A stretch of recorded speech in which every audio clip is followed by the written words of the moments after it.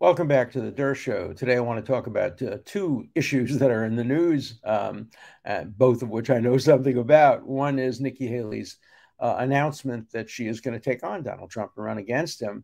And the other thing, if we have time, otherwise we'll talk about it tomorrow, and that is Vice President Pence's decision to resist the subpoena from the special counsel on the interesting ground, not of executive privilege, but of his role as president of the Senate.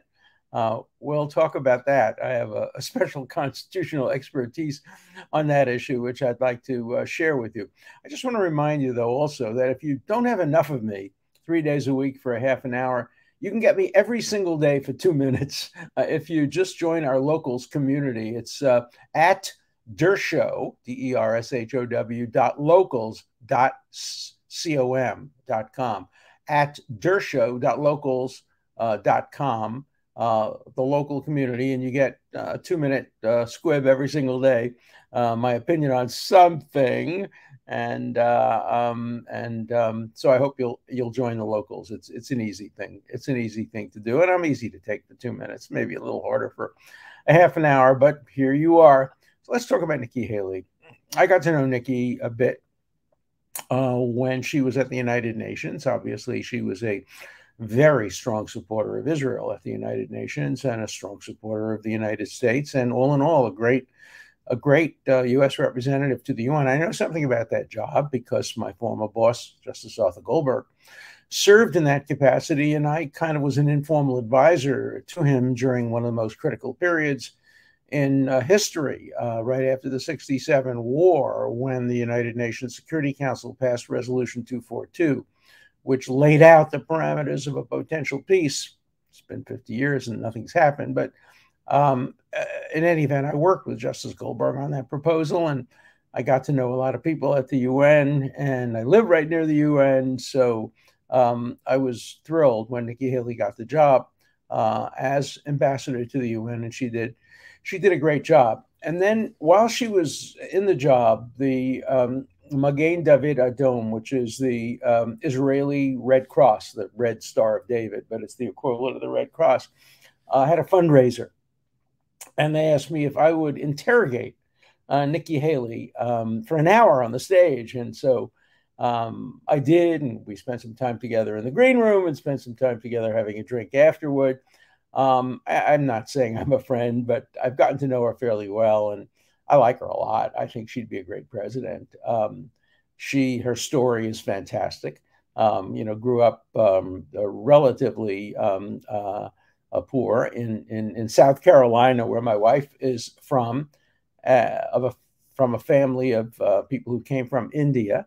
Obviously, in South Carolina, being Indian is not the most common thing in the world, and I'm sure she suffered the slings and arrows of what everybody suffers when they're a little different in elementary school or high school.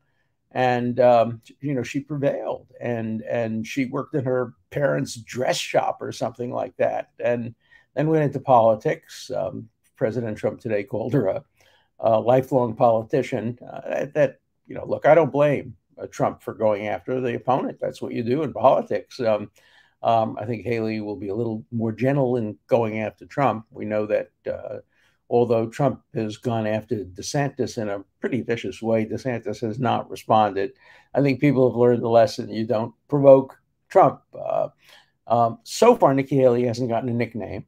I hope she doesn't. I don't think nicknames are necessarily productive to nuanced thinking in American society. But look, it's so clear what's going to happen.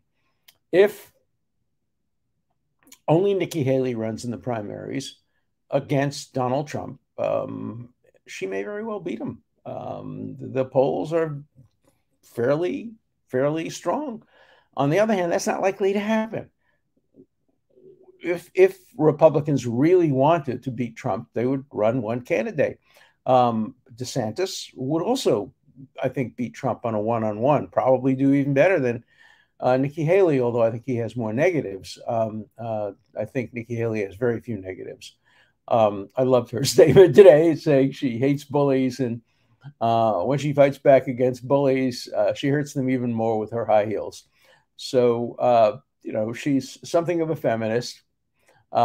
She is somebody who comes from a background different than any who's ever run for president before, and smart as hell, and a good politician, very personable, very charming. She really charmed everybody at this 1,000-person event that she and I both spoke at. She spoke at it. I asked her hard questions, and she will do very, very well in a debate. She'll do very, very well in front of crowds. She won't be intimidated. Look, she's been at the UN, and at the UN, which is a temple of hate against Israel, against the United States, against Western democracies. She stood up for a democracy and did an extremely, extremely good job. Nobody can, I think, criticize her. And particularly President Trump can't criticize her. President Trump picked her.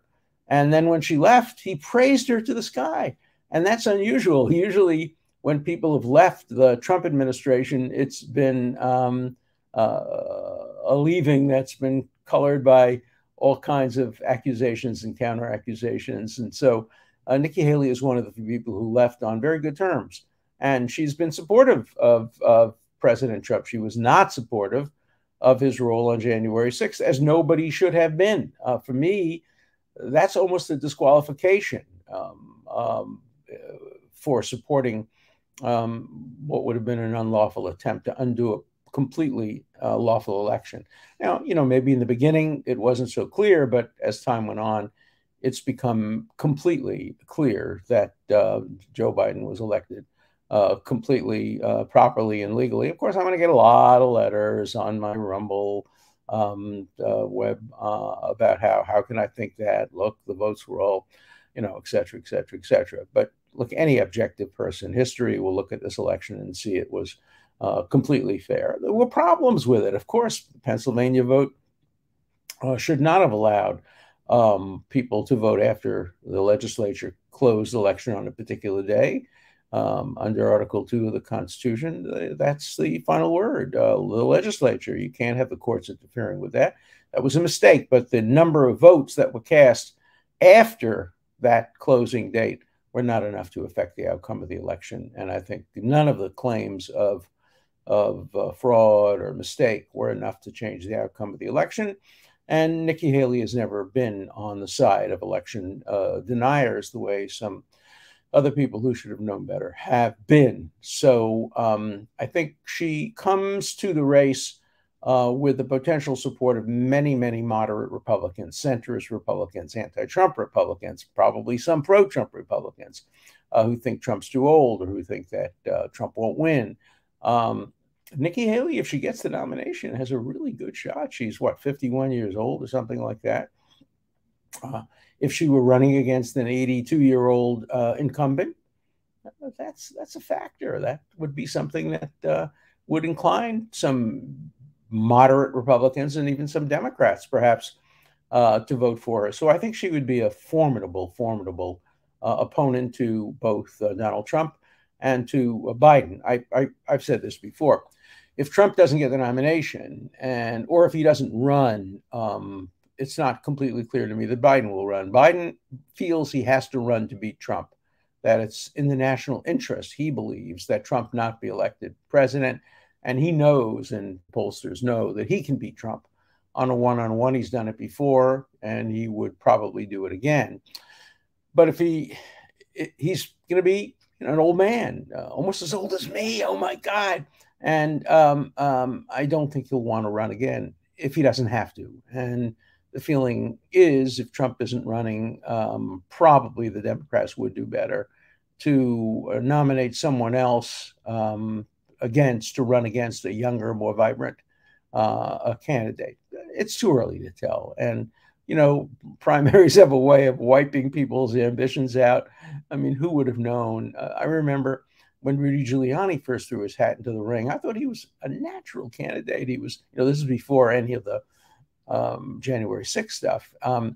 He was such an obvious candidate. He was America's mayor. He had done a great job in New York. He had done a great job as a U.S. attorney, and he got knocked out early on for no obvious reason. A smart guy with a lot of voter appeal, had done so well in New York in a very Democratic city, winning as a Republican mayor.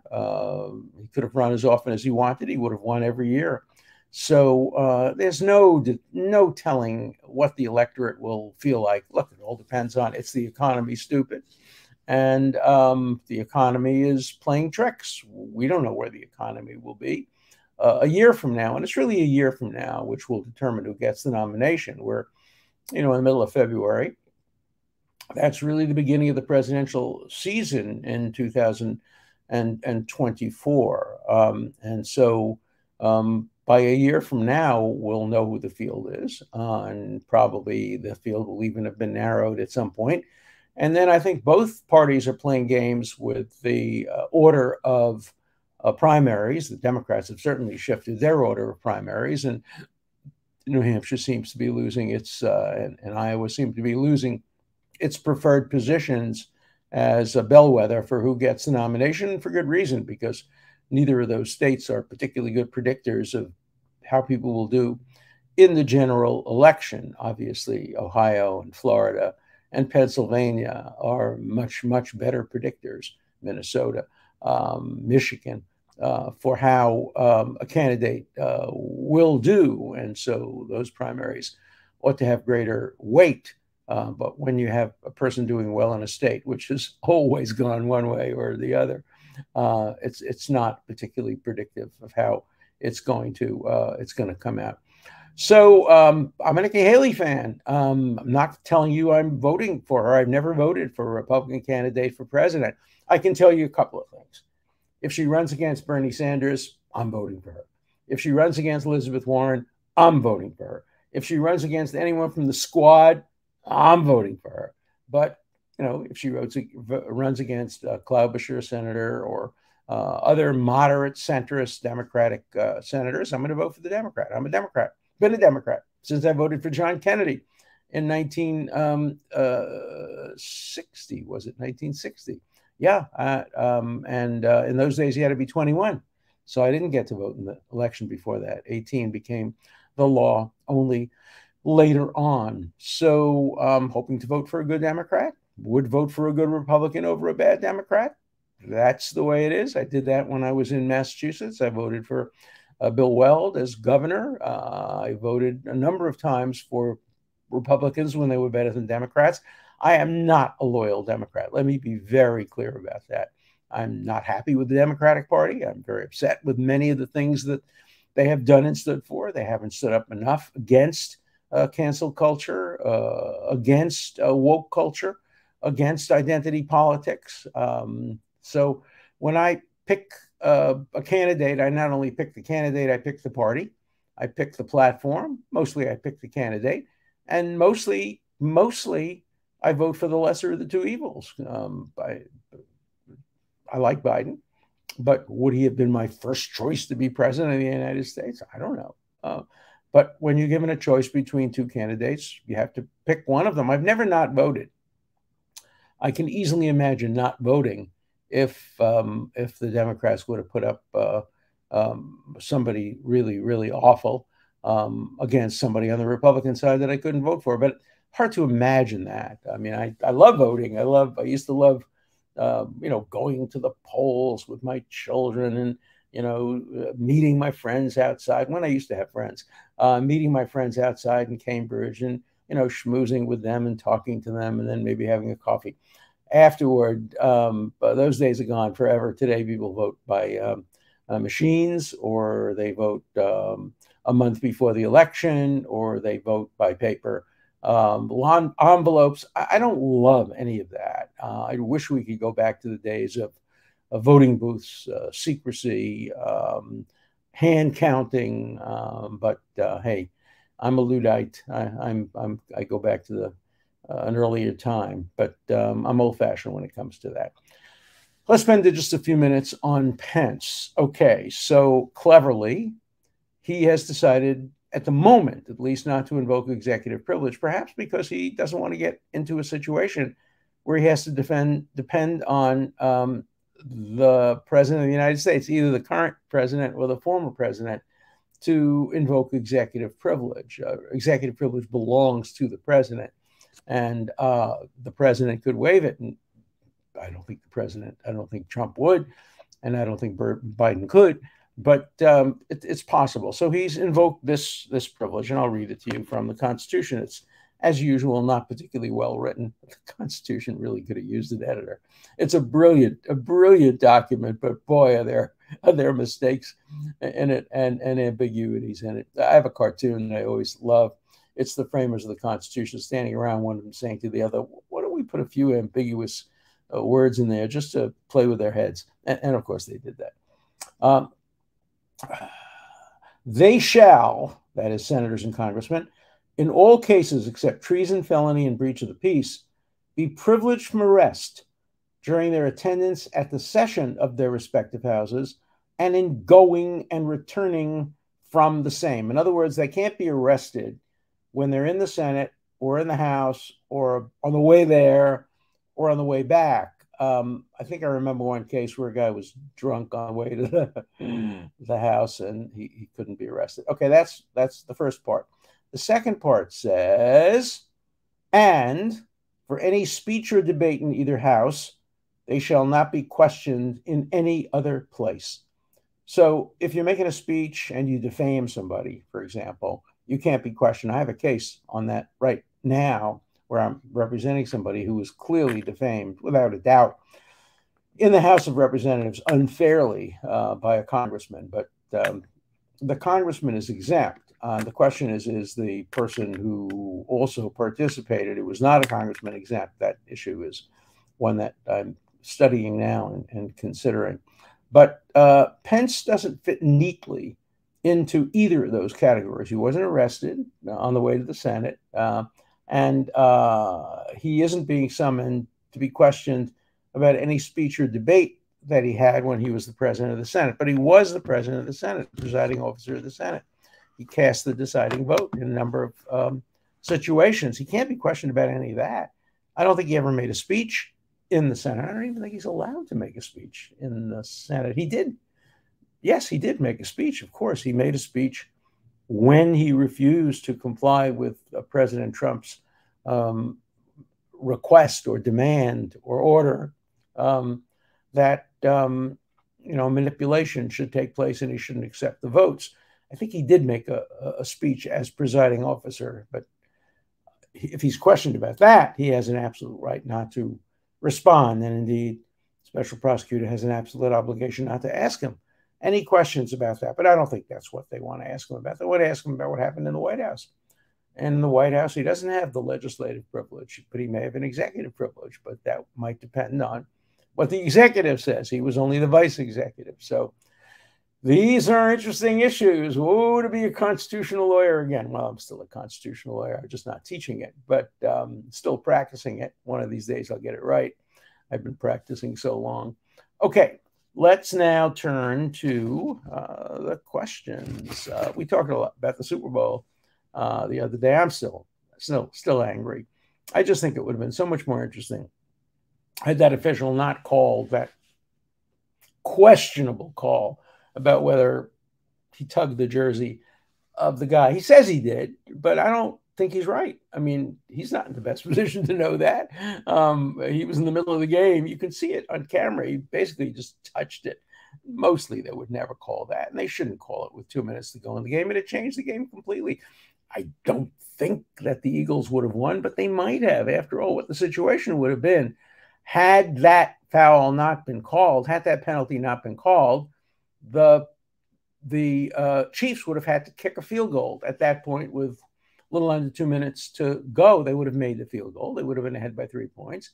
But then Hurd would have had 90 seconds or 100 seconds to try to get 3 points to tie the game, or 7 points to win the game. And, you can't put it beyond Hurd to have been able to do that. He's a miracle. He's a miracle worker. By the way, speaking of that, there was one question. Yeah, that goes directly to that. So let me skip to that.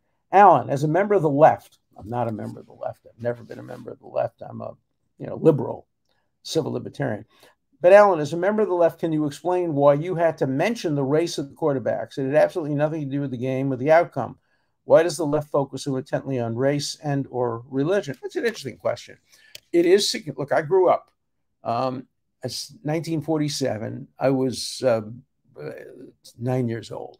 And one of the most significant events of my young life in Brooklyn was watching Jackie Robinson put on a Brooklyn Dodger uniform and become the best player on the team. It was a very significant event for us Jewish kids in Brooklyn. You know, our attitude was, if an African-American kid from California can become a Major League Baseball player, we can do anything. We can go on to become law professors. Who knows what the limits are? And so, you know, race was important. I grew up, I was 16 years old when Brown versus Board of Education came down. So race does matter. And I just wanted to celebrate the fact that for the first time in Super Bowl history, two great quarterbacks, and they're two of the greatest quarterbacks that ever were. I mean, Mahomes may be the best. They ultimately surpassed Brady. What he did the other day was just so typical of what he's capable of doing. You know, he was helped a lot by a punt return that broke the Super Bowl record for the most yards, and he was helped by a dropped fumble by the Eagles quarterback. But he won the game with the help of an official. But he won the game, and both quarterbacks were exceptional. And I just wanted to celebrate the fact that we have two African American quarterbacks for the first time. Yeah, I agree with you. There shouldn't be too much of an emphasis on race, and that didn't have any outcome on the game. In fact, when I first saw Mahomes play, I had to ask one of my sons, or maybe one of my sons just mentioned that he was African American. I didn't immediately sense that, particularly from under a helmet. In any event, okay, so more football. How do you square your professed love with America with attending an event that starts with the performers showing their contempt for the American flag and national anthem? First of all, I didn't see that at the Super Bowl. I remember they had two songs. They first started with America the Beautiful, and I don't think anybody ever kneels for that. And then if people knelt during the jury, look, the kneeling that for me was the most disturbing was when the Chiefs had a chance to score with a minute and a half at the end of the game. They took a knee. They knelt. If I were the commissioner of football, I would outlaw that. I would say if you have a clear path to a touchdown, you cannot go down on your knee and make a tactical decision not to get the touchdown. I just think that's a bad call to allow a team to do that. You'll disagree with me because tactically it was the right thing to do. Of course, tactically it was the right thing to do. The question is it the right rule to have? I just think it's terrible for a sport when a team fails to do what it's able to do, what it's supposed to do, that is get a touchdown. So I don't like when players take a knee. I would never take a knee. I stand up proudly. I put my hand on my heart. I sing loudly, sometimes off key, the national anthem. In fact, we had a big debate once because I was having dinner at the beginning of a Red Sox game in the Red Sox, restaurant overlooking the game, and they played the national anthem. And I talked to whoever I was there with, I think one of my sons, and I said, "Oh, do we have to stand up? We're in a restaurant. It's closed." And we stood up. Look, respect. The food got cold, but that was okay. I'm a patriot. I love America. I love football. I don't like taking a knee, but you have to take what you got. And so I'm going to continue to watch football. All right. As someone who's watched you off and on for a while now, I feel like it's important for me to send you this. You speak a lot about cancel culture and free speech. Isn't it time you discussed one of your segments, the increasing book burning being done by Republican-led states, mostly Florida? How is this constitutional, especially if not mandated? Reading, how can DeSantis ban topics he doesn't like? I agree with you. I think it's wrong. And DeSantis has just tried to take over a college in I think it's in Western Florida called the New College, which had been a kind of woke place, a bastion of left, etc. And DeSantis didn't like it, so he fired the board of the school, and they substituted a new president, and they got rid of the old lefty president and put in a new right president. I don't like that. I don't like that. I certainly don't like book burning. It was a great poet, Heinrich Heine, who once said, if you start by burning books, you'll end by burning people. And that certainly happened in his native land of Germany. So I am officially opposed to what DeSantis is doing in relation to schools and books. I think he has a point about not having elementary students taught about the details of sexuality, but I think he's taken it, in my view, a little too far. If the United States is trying to define religion, this could be a Pandora's box. Naturally, there are an infinite number of religions, and the important point is, under our Constitution, non-religion gets as much protection as religion. That's why I'm opposed to the symbol on our coins, "In God we trust." In God, some of us trust. When I was a kid, there was a sign on my neighborhood store. I grew up in a very religious community, but we had a good sense of humor. And it said, "In God we trust. Everyone else has to pay cash." We mocked. We always made fun of our own religion. Okay. I'm not making excuses for Gertrude Stein's anti-Semitism, but like former presidents who owned slaves, she can only be fairly judged within the moral context of her era. I agree. And by the moral context of her era, she was a despicable, horrible, miserable Nazi. Remember, she lived at a time in the 1930s and 40s when anti-Nazism was predominant in the world, when the French resistance was there, when America was fighting against Nazism. How dare she be a Nazi? Yeah, I'll judge her by the standards of her time, and by the standards of her time, she's a despicable, miserable human being who wrote mediocre poetry and plays, but her own personal life is a disgrace. There's a special place in hell for Jews who became Nazis and collaborated with the Nazis and collaborated with the Gestapo, and she deserves a special place in that seventh circle of hell. I hope she's there, and I hope she's burning. Okay.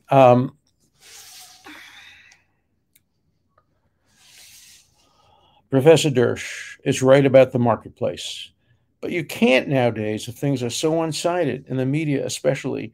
It has an adverse effect on people that don't have their views. And of course, that's right. And, the marketplace of ideas goes well beyond government. I'm involved now with a dispute about Newsmax. Newsmax, I'm a contributor to Newsmax. I am on Newsmax 2 or 3 times a week. I'll be on Newsmax tonight in 5 minutes after I finish this broadcast on the Greta Van Susteren show. And Newsmax has just been deplatformed by Atlantic Broadband and AT&T. They claim for economic reasons. That doesn't really pass the giggle test. Economic reasons would certainly encourage them to have as many different points of view as possible. In fact, their stocks have gone down. Don't know whether it was a function of this, but I don't believe that politics didn't play a role in their decision to deplatform 2 out of the 3 conservative channels that used to be on their platform. So I'm upset about that. And the marketplace of ideas extends beyond the government. It extends to other institutions which engage in censorship. Okay.